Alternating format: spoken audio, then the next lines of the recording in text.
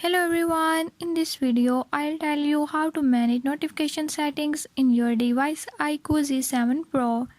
In this device IQOO Z7 Pro, I'll show you how you can do it.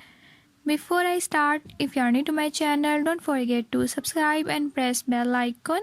Watch complete video and learn how you can do it. Let's watch the video.